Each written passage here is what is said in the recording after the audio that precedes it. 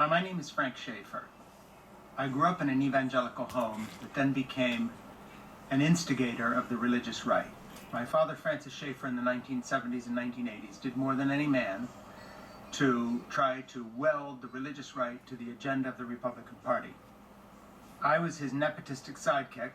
I've spent the last 35, 40 years trying to undo the damage we did. After I changed my mind about both evangelical theology, biblical claims, and our nasty politics. Today, I am a grandfather of 5, a father of 3, pushing 70 years old, and very aware of the fact that 2020 is going to shape up as no other year in my lifetime. This is a year like 1914 in Europe on the cusp of World War I, and the destruction of Europe as it was then known. This is a year like 1935, when Hitler was preparing to launch World War II by invading Poland, and Britain stood on the cusp of war. In 2020, one of two things will happen. We will either destroy the Republican Party and send this verminous filth back to the dark from whence it came, this Trump-enabling group of sycophants and cowards.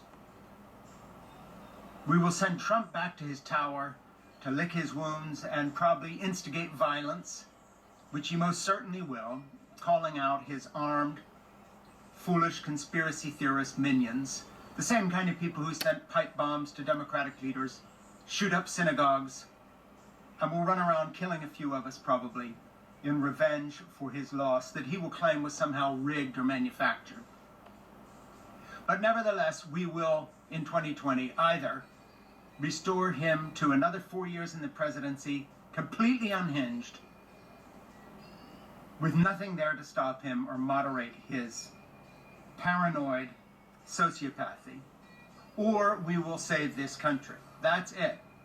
We are the French and the British and the Germans staring it down, approaching World War I. Will we destroy our equivalent of Europe and an entire generation, or won't we?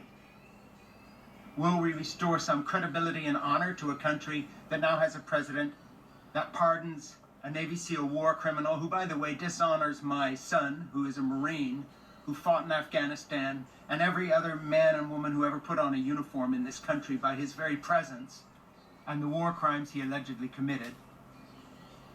Will we be a country that puts children in cages to celebrate the nativity of Jesus, who found no place to lay his head but a box of straw in a cave, in a manger?